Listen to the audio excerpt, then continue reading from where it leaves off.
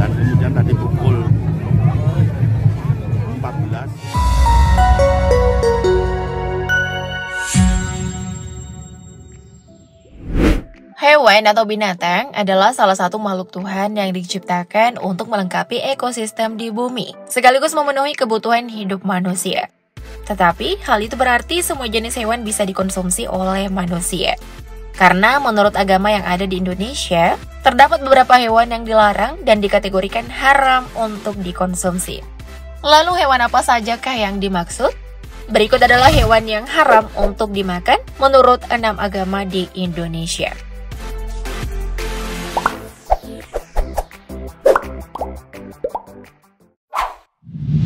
Islam.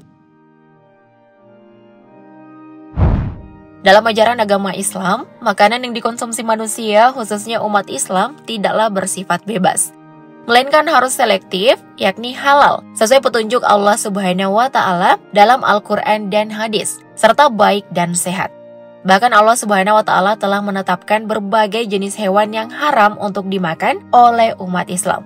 Adapun beberapa jenis hewan yang dilarang untuk dikonsumsi oleh umat Islam adalah babi, anjing, ular, kelelawar, burung elang, gagak, tikus, semut, tawon, burung hudhud, dan burung syurat.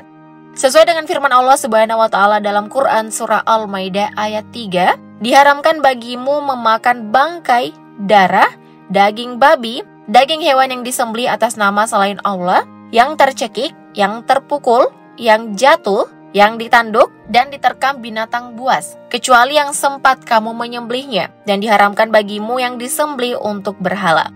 Selain itu, dalam hadis riwayat Muslim, Nabi Muhammad SAW juga melarang umatnya untuk mengkonsumsi makanan dari binatang bertaring dari jenis binatang buas dan setiap jenis burung yang berkuku tajam. Maka dari itu, Komisi Fatwa MUI mengingatkan agar masyarakat, khususnya umat Islam, agar selalu mengkonsumsi obat atau makanan yang telah jelas kehalalannya. Jadi sampai di sini sudah jelas kan?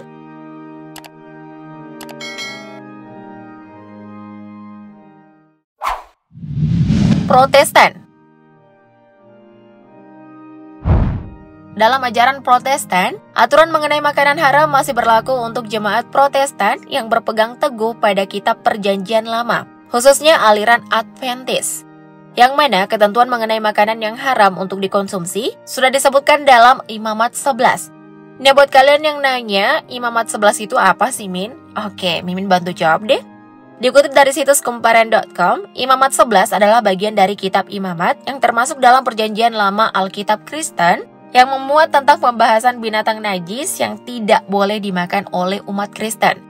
Adapun hewan yang haram atau tidak boleh dimakan oleh umat Protestan tercantum dalam Imamat 11 ayat 1-13 dan ayat 20-41. Jika berdasarkan ayat tersebut, terdapat 5 kategori hewan yang haram untuk dimakan, yaitu 1.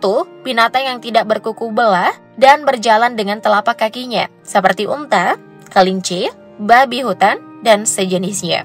2. Binatang air yang tidak bersirip dan bersisik, seperti udang, ikan patin, kepiting, cumi-cumi, ikan lele, belut, dan sejenisnya.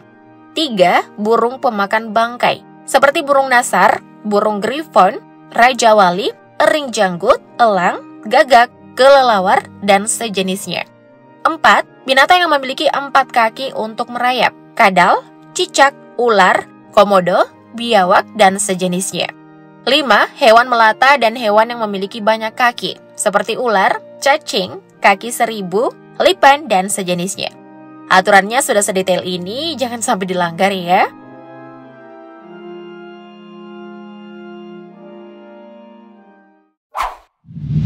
Katolik.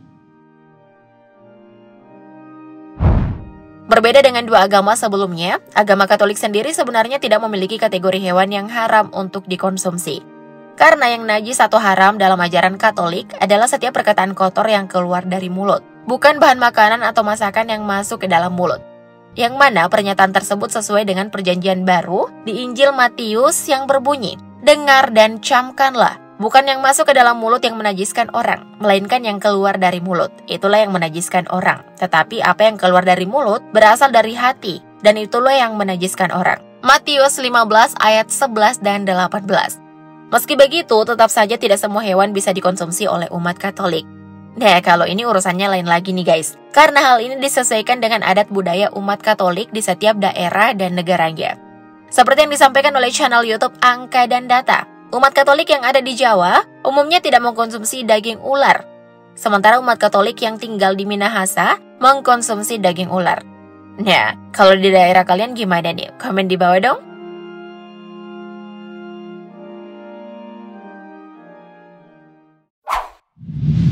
Hindu. Meskipun sapi untuk agama lain dihalalkan, ajaran Hindu justru melarang keras umatnya untuk mengkonsumsinya. Nah, ternyata nih guys, dalam ajaran Hindu, sapi merupakan hewan yang suci dan lambang kehidupan. Walaupun tidak dianggap sebagai dewa, tetapi sapi dianggap sebagai hewan yang harus dirawat dan dilestarikan. Melansir dari situs kompas.com, umat Hindu di Bali bahkan mempercayai bahwa sapi adalah kendaraan dewa Siwa. Alasan itulah yang juga mempengaruhi mengapa umat Hindu, terutama di Bali, tidak menyembelih atau mengkonsumsi daging babi. Buat yang nanya nih, terus susu, keju, dan butter yang terbuat dari sapi gimana dong Min? Apa haram juga? Nah, untuk susu, keju, butter, urin, dan kotoran, semua bagian ini digunakan oleh umat Hindu sebagai kebutuhan sehari-hari, kecuali mengkonsumsi dagingnya. Jangankan mengkonsumsi, menyembelih, membunuh, atau menyakiti sapi saja dianggap tabu bagi seluruh umat Hindu di dunia.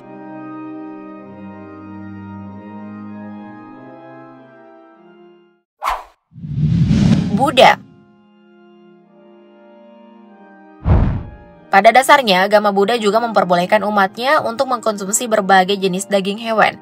Bahkan Sang Buddha Gautama juga tidak mengecam atau menganjurkan umat Buddha untuk menjadi vegetarian atau pemakan sayur saja. Tetapi dalam kitab Mahavagga Vinaya Pitaka, terdapat 9 jenis hewan yang sebaiknya dihindari atau tidak dikonsumsi oleh semua umat agama Buddha. Adapun 9 jenis hewan yang dimaksud adalah gajah, kuda, anjing, ular, singa, harimau, macan tutul, beruang, dan hiena.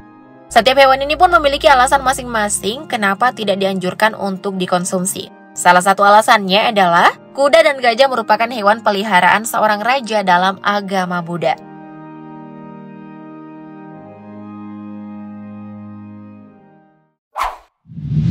Konghucu. Secara terperinci, agama Konghucu tidak menyebutkan secara detail mengenai hewan yang diharamkan atau dilarang untuk dikonsumsi. Karena berdasarkan sudut pandang moralitas, umat Konghucu dianjurkan untuk tidak memakan daging hewan apa saja.